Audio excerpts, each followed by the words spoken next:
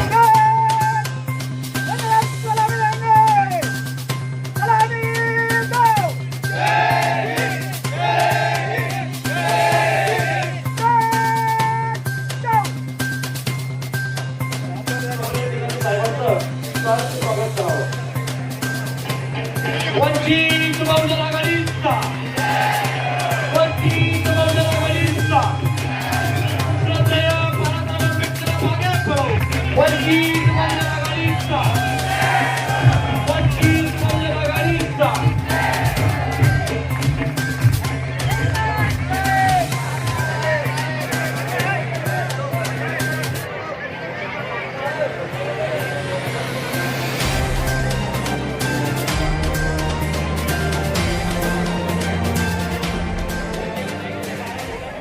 एवढ्या कडक उन्हामध्ये आपण सगळेजण जमलेला आहात त्याबद्दल मी आपल्या सगळ्यांचा असणाऱ्या या ठिकाणी मनपूर्वक आभार मानतो.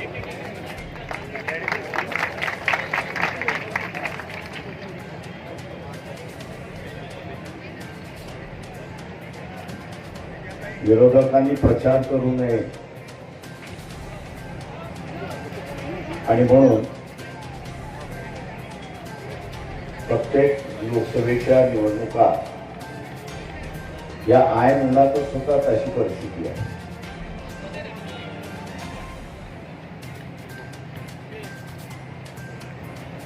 एक देश एक इलेक्शन असं वल्गना करणारे त्या सगळ्यांना असणार आहे की गरीब उमेदवाराला प्रचार करायचा असेल तर ऑक्टोबर नोव्हेंबर डिसेंबरमध्ये इलेक्शन घेतल्या तर त्याला सोपं जातं. त्याचा खर्च सगळ्या त्याच्या आवाक्याच्या आतमध्ये येतो. आज असं अनेक उमेदवार आहेत, मला माहीत आहे, चांगले आहेत, लढू शकतात, परंतु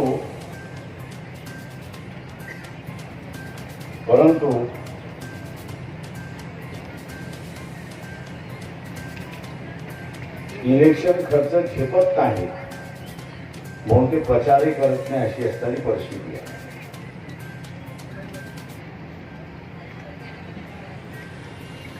चळवळीच्या माध्यमातून आपण सगळेजण निवडणूक देणगी देतात त्याच्याबद्दल पक्ष हे उमेदवार उभे करू शकतो आणि प्रचारही करू शकतो अशी परिस्थिती आहे. राष्ट्रवादी पहिल्यांदा जागा आमदार खडसे यांच्या आणि फॉर्म भरल्यानंतर आपल्याला कोण दिसतंय की अगोदर अजित पवार बरोबर, नंतर बीजेपी बरोबर आणि आता शरद पवाराबरोबर अशी असणारी परिस्थिती. म्हणजे 15 दिवसामध्ये 3 पक्ष. आणि मी असं ऐकतोय की जेवढ्या सामाजिक संघटना आहेत या सगळ्या सामाजिक संघटनांच्या बैठका बोलवल्या आणि त्या प्रत्येकाला असताना 5-5 लाख रुपये वाटलेत अशी असताना माझी माहिती. जे दान सुटेदान आपण नेहमी करत असतो तेव्हा या सगळ्या संघटनांना माझं आव्हान आहे, तुम्हाला असताना दान आलेलं आहे, आता याच्यावर संकट सुटते की न सुटते त्याची चिंता करू नका. पण त्याला आरक्षण देताना धर्माचा आधार धरला नव्हता तर तो आदिवासी आहे आणि त्याच्या आदिवासीपणावरतीच त्याला आरक्षण मिळालं. धर्मावरती मिळालेलं नाही.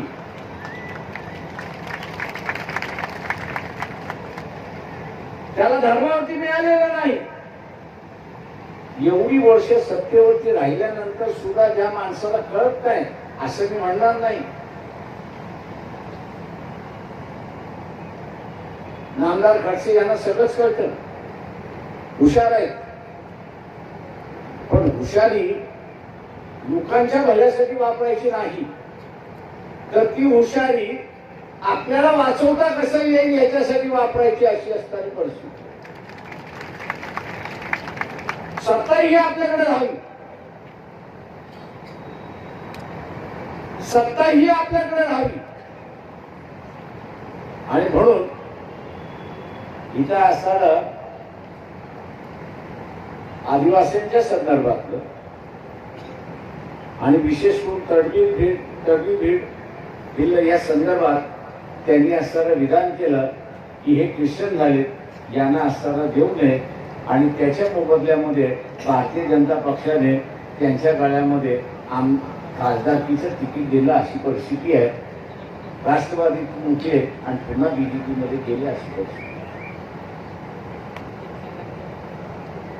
हे जे नीतिमत्तेचं राजकारण नाही,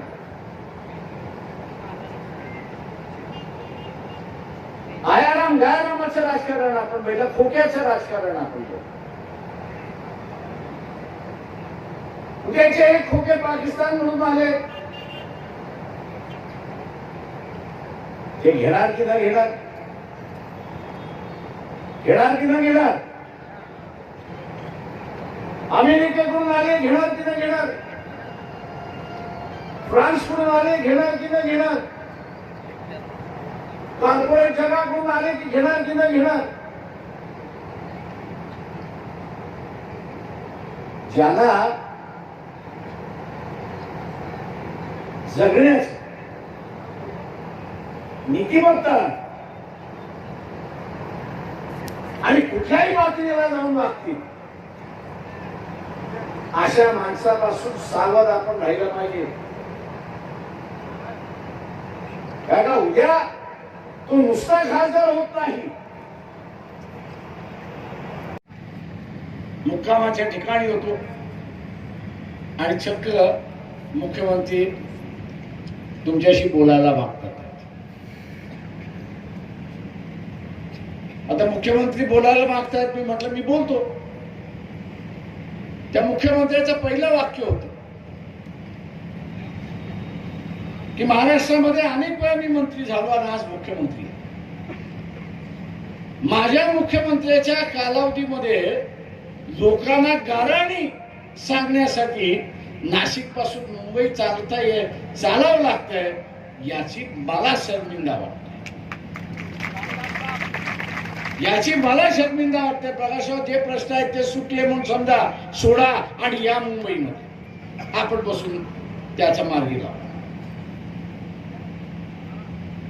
विधानात म्हटलं नाही, मार्च काढलेला आहे, मी मार्च काढून मुंबईला आलो तर भेटेल. माझा सांगण्याचा फरक की एक सत्ताधार की माझ्या राज्यामध्ये लोक गाऱ्हाणी मांडण्यासाठी येतात आहेत,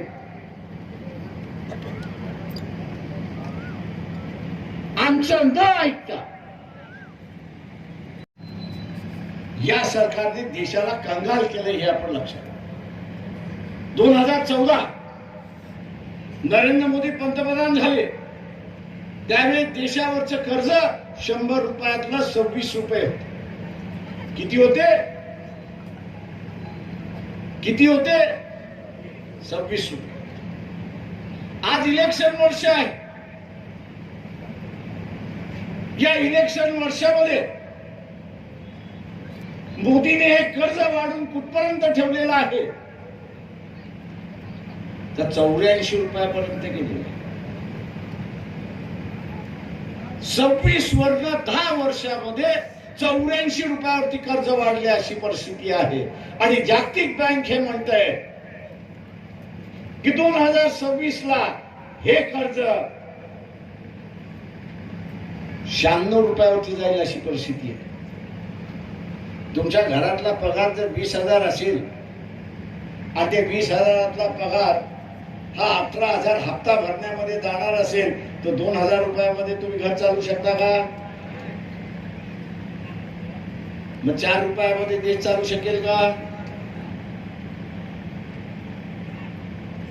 4 रुपयामध्ये देश चालू शकेल का? हा कर्ज काढत येणार आणि आपल्याला बुडवणार. आणि म्हणून मी जेव्हा मध्यंतरी म्हणालो की दारुड्याची जी वृत्ती आहे, दारुड्याची जी वृत्ती आहे